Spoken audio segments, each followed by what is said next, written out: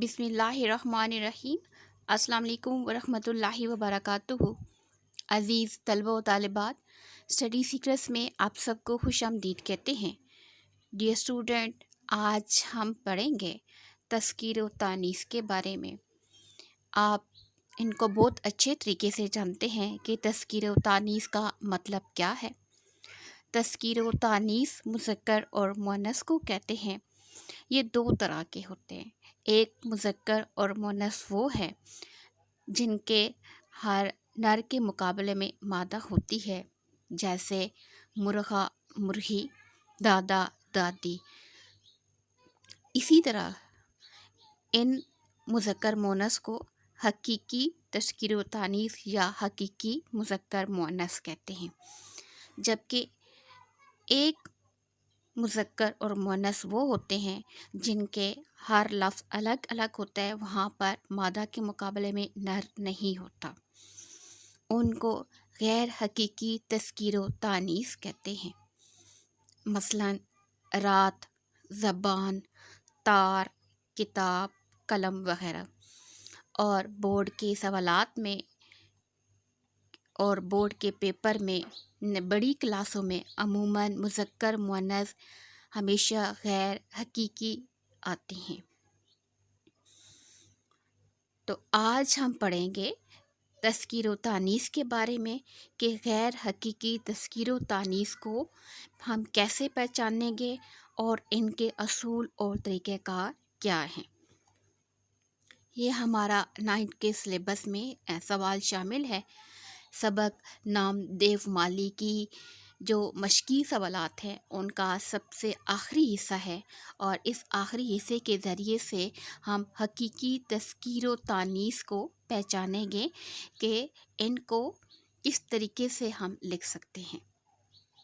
उर्दू में इस्म की सिर्फ़ दो जिनसें हैं, मुज़क्कर और मुअन्नस।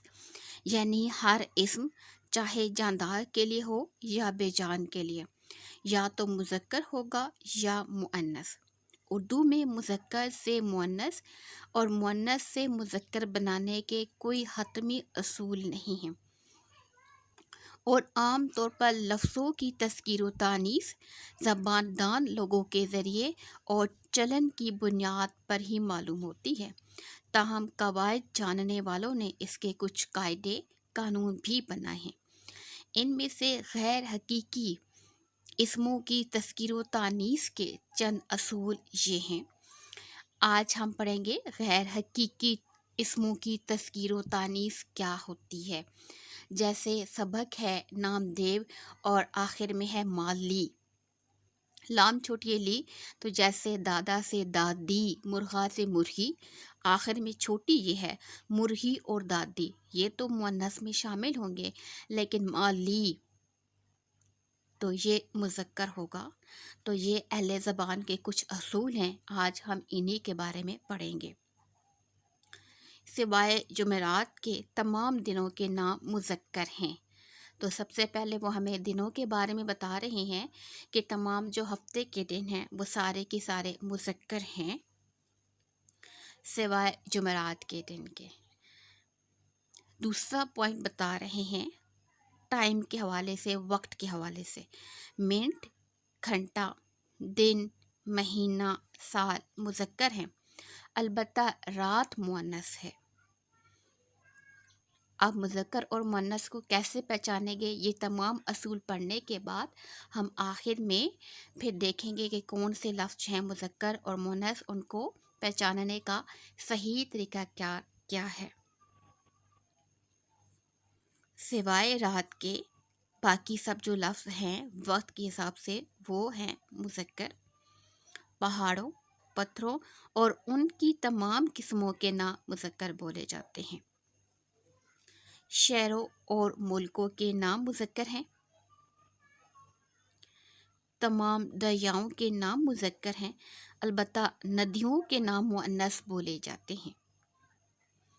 अभी तक हमने हफ्ते के दिनों के नाम पढ़े हैं, सिवाय जुमेरात के मुज़क्कर हैं।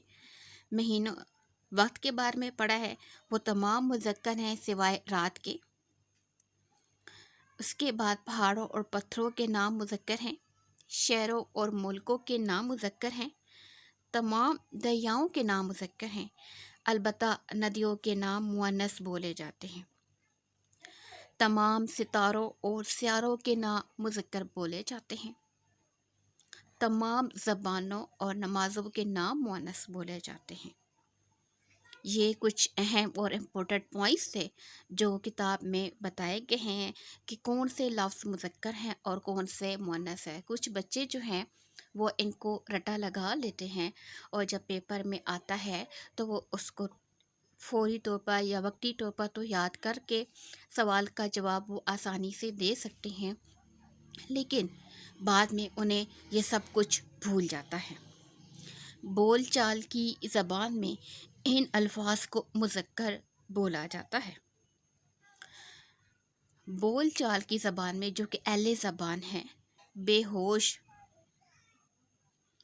درد، نسخہ، پرہیز، عیش، فوٹو، اخبار، لالچ، تار، لفافہ، خط، ٹکٹ، کارڈ، مرض، مزاج، علاج، مرہم، ماضی، انتظار، کلام، ارتقا۔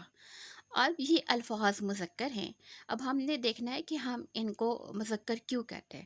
جب ڈیئر اسٹوڈنٹ آپ کو پہچان کرنی ہو یا آپ کے پاس کوئی سوال آ جائے اور اس سوال میں ایسا لفظ ہو جس سے آپ کو کنفیوژن ہو رہی ہو کہ مذکر کون ہے اور مؤنث کون ہے، تو اس کو پہچاننے کا آسان طریقہ یہ ہے کہ آپ اس لفظ کو جو ہے وہ جملے میں استعمال کر کے دیکھیں،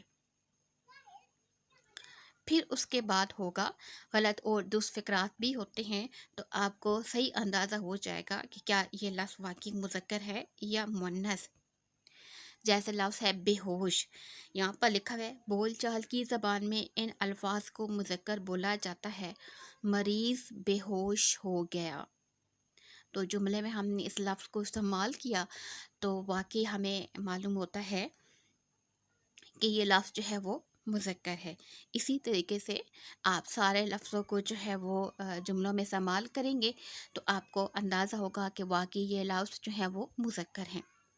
ان الفاظ کو مؤنث بولا جاتا ہے، زبان، دوا، بھوک، پیاس، ترازو، کرسی، راہ، خاص، سرسوں، کیچڑ، پتنگ، سائیکل، چھت، دیوار، آواز۔ اب یہاں پر سرسوں ہے تو آپ اس کو دیکھیں، ضرب الامثال میں بھی ہے لفظ سرسوں کا استعمال ہوتا ہے کہ ہتھیلی پر سرسوں نہیں جمتی، ٹھیک ہے۔ تو آپ الفاظ کو جملوں میں جب آپ استعمال کریں گے تو پھر آپ کو اندازہ ہوگا کہ واقعی جو ہے یہ اہل زبان نے لفظوں کی جو تقسیم رکھی ہے ان میں یہ لفظ جو ہے وہ واقعی مذکر ہے اور یہ لفظ جو ہے وہ واقعی مؤنث ہیں۔ اب ہم سوال کی طرف بڑھتے ہیں۔ جو سوال ہم سے پوچھا گیا تھا ایکسرسائز کے اندر، در ذیل اسماء میں سے مذکر اور مؤنث الگ الگ کریں۔ تو یہ ہمارے پاس کچھ لفظ دیے گئے ہیں اور ہم نے ان لفظوں کو مذکر اور مؤنث کے حوالے سے الگ الگ کرنا ہے۔ پہلا لفظ ہمارے پاس ہے مقبرہ، تو لفظ کو پڑھیں، مقبرہ رابعہ دورانی واقع ہے، تو یہ ہمارے پاس لفظ مذکر ہے۔ دوسرا لفظ ہمارے پاس ہے قوم، قوم جو ہے وہ ہمیشہ مؤنث کے طور پر استعمال کی جاتی ہے۔ کھڑکی، یہ بھی مؤنث ہے۔ بات، یہ بھی لفظ مؤنث ہے۔ پیڑ، یہ لفظ مذکر ہے۔ لفظوں کی بناوٹ پر غور کریں تو آپ کو خود بخود آئیڈیا ہو جائے گا کہ یہ لفظ مذکر کے لیے ہے یا مؤنث کے لیے ہے۔ پیڑ مراد درخت، معنی پر بھی دیکھیں اور اس کے بعد آپ ان کو جملوں میں استعمال کر کے بھی دیکھیں تو آپ کو واضح فرق نظر آئے گا۔ مہارت مؤنث ہے۔ باغ مذکر ہے، مکان مذکر ہے، پانی مذکر ہے، سوگ 3 دن سوگ منایا جاتا ہے، مذکر ہے، جڑی بوٹیاں مؤنث ہے، علاج ڈاکٹر نے مریض کا علاج کیا تو مذکر ہوگا، مالی مذکر ہے، میز میز پر دوا پڑی ہے، مؤنث ہے، پودا پودا سوکھ رہا ہے، مذکر ہے، جتن کوشش مذکر ہے، شناخت مؤنث ہے، بارش یہ بھی مؤنث ہے۔ مجھے امید ہے جو مذکر اور مؤنث کے بارے میں آپ کو بتایا ہے کہ غیر حقیقی مذکر اور مؤنث کو آپ کیسے پہچان سکتے ہیں لفظوں کی بناوٹ کے ذریعے سے، اور جملوں میں ان کو استعمال کر کے آپ غیر حقیقی مذکر اور مؤنث جو ہے وہ الگ الگ کر سکتے ہیں۔ نیکسٹ کویشچن نمبر 6 ہمارے پاس ہے اقتباسات کا۔ یہ ہم نے چھوڑا ہوا ہے، جب ہم سبق پڑھ لیں گے تمام اور ہم جو ہے وہ تشریح کرنا شروع کریں گے تو اس وقت یہ جو پیراگراف ہوگا اس کے بارے میں آپ کو صحیح طریقہ کار سمجھایا جائے گا کہ آپ نے اس کو کیسے حل کرنا ہے۔